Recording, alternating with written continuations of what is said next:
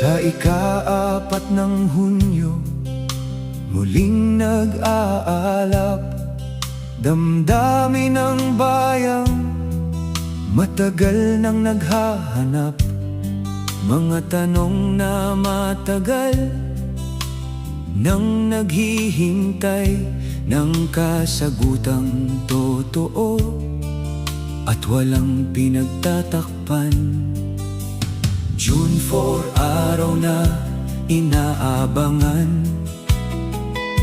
ng mamamayang naghahanap ng katotohanan. Sa Blue Ribbon, muling magtatanungan upang mabigyang linaw ang usapin ng bayan. Mga pundong para sana sa kapakanan ng bawat Pilipinong umaasa sa pamahalaan. Mga proyektong flood control na pinag-uusapan, saan napunta ang salaping pinaghirapan. Katotohanan ang hanap ng sambayanan, hindi pagtatakpan o pagtatanggulan. Kung may pagkukulang, dapat panagutan upang tiwala ng bayan ay muling makamtan.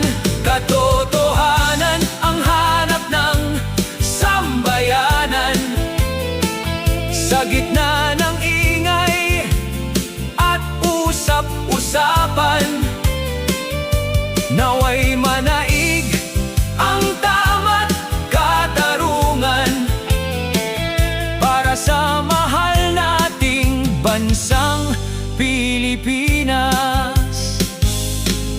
Mga pangalang may matataas na katungkulan, hinihiling ng bayan na magbigay ng paliwanag. Hindi galit ang nais ng mamamayan, kundi liwanag sa mga agam-agam. Sa gitna ng unos at baha sa bayan, marami ang naghihintay ng kasagutan. Sa harap ng batas at ng sambayanan, katotohanan sana ang magwagi kailanman. Sa bigding marinig ang iba't ibang panig ng 18 marinong naging mga saksi, mga salaysay na maaaring magbigay liwanag sa mga tanong na matagal nang bumabagabag. Sa bawat salita at bawat pahayag, naway katotohanan lamang ang maihayag. Hindi para sa kulay o politika, kundi para sa bayan at susunod na henerasyon. Ang ating bayan ay higit sa sinuman, higit sa partido at anumang pangalan. Kung magkakaisa sa paghahanap ng katotohanan, mas matatag ang bukas ng ating inang bayan. Dalangin ng bawat Pilipino ngayon na manaig ang tama sa bawat panahon, sa bawat hakbang at bawat desisyon. Kapakanan ng bayan ang maging layunin. Katotohanan ang hanap ng sambayanan,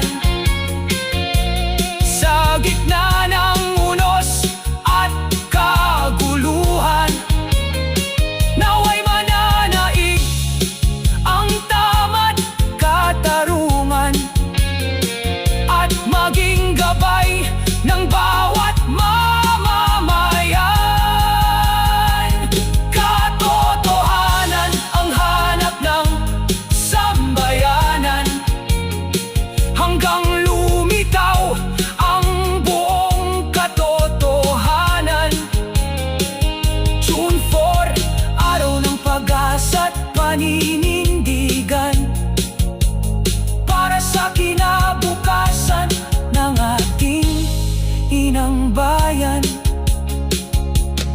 Sa paglipas ng bawat kabanata, patuloy na magbabantay ang